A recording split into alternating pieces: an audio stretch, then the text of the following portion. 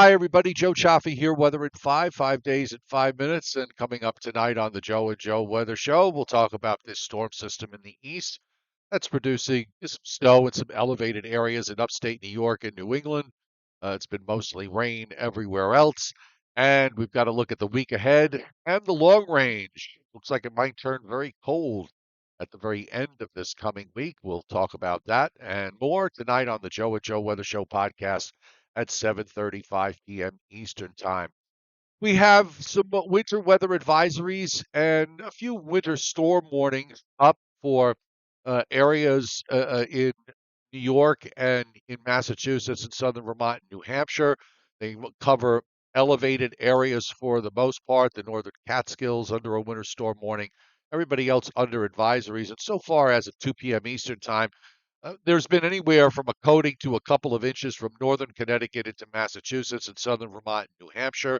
And we've also seen some accumulation in some of the higher elevations in the Catskills and points westward in parts of southern New York. But otherwise, this has turned out, as we suspected over the last couple of days, to be uh, not a big deal at all. We have a rather broad area of low pressure that we're dealing with. A lot of clouds going all the way back to the Mississippi River Valley, across to the east, through the Great Lakes, and into the northeast, down into Virginia. Nice day in the Carolinas, down into southern Georgia and northern Florida, as colder air starts to seep southward on the backside of this low. And in the west, not too bad. Most of the weather is nice across the plains and the Rockies. A few areas where we're dealing with some clouds and some moisture coming in to the Pacific Northwest. And here's what the surface map looks like as of midday. You have a primary low that's dying out in West Virginia, a warm front that extends across southern Virginia out to the Atlantic. You see how the isobars are bulging off the Delaware coast. So somewhere in here, we're going to see a secondary low develop and take over, and then take a track to the east-northeast. There's really, as we pointed out this morning on our weather in a minute, when we look at some of the temperatures across upstate New York and into southern Canada, it's in the low 30s. There really isn't any cold air to speak of. In a situation like this, you would be dealing with more extensive snows.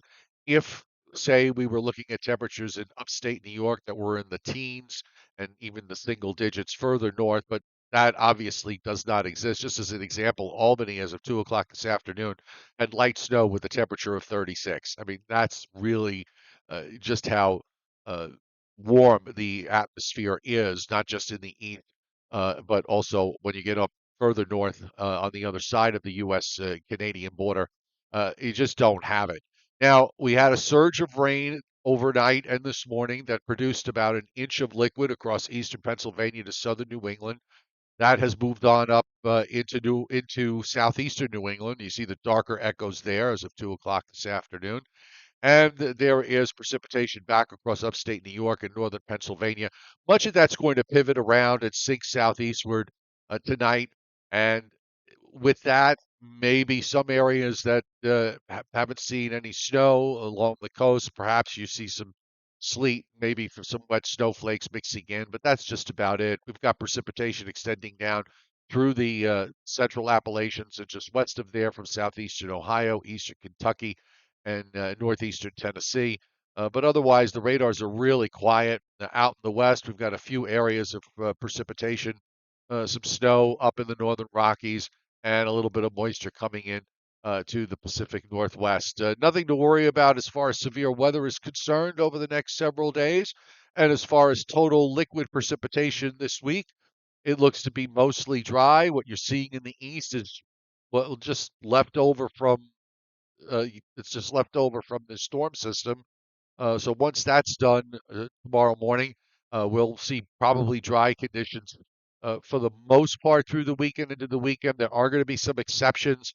We've got a low coming down from the Great Lakes that's going to dive pretty far to the south into the mid-Atlantic states, and that could produce some snow, perhaps in the central Appalachians later this week. Moisture along the Gulf Coast. There'll be a storm developing there late in the week. We also have heavy rains up and down the West Coast from San Diego all the way up to Seattle and beyond. And in some places, especially in northwestern California, we're looking at several to many inches of liquid precip. And as far as snow is concerned, this is the probability of at least 4 inches. So for the rest of today and tonight, in elevated areas in upstate New York, the northern Catskills, the Berkshires, the southern range of the White Mountains in New Hampshire, we're looking at probabilities in some cases 80% or higher for at least 4. And I think you'll probably have inside this band here, if we were to use the 50% line as the edge of the band from west to east, inside of that, there'll probably be areas that will get 4 to maybe as much as 6, or even some isolated amounts to 7 or 8. But again, this is all with regards to dealing with elevation and not much else. So as we take a look at what's happening, just going to show you what the upper air looks like here going into this week, because this is where we're kind of in this pattern now, and the pattern's changed from what it was the last week and a half to something that is eventually going to get us to some very cold air, but it's also going to be a relatively dry pattern.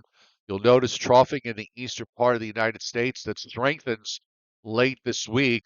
So we have what's called an omega block, like the Greek letter omega, where you've got lower pressures here, and higher pressures right in between. So funneling through all this will be colder air that will come down from eastern Canada and Labrador into the eastern part of the United States, and that'll be for Saturday and Sunday. And while we have this developing northerly flow, it's hard to get precip. Here's a system, for example, on Monday that's coming southeastward from Canada into the western Great Lakes.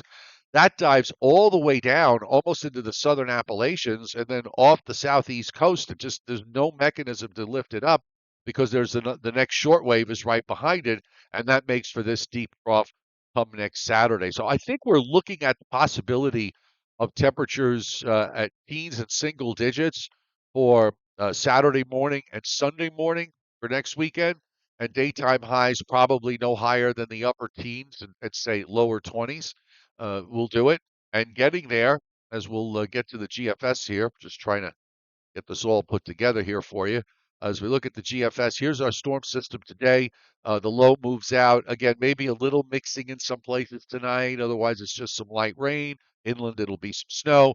That gets out of the way during the day tomorrow, so we'll see some improvement.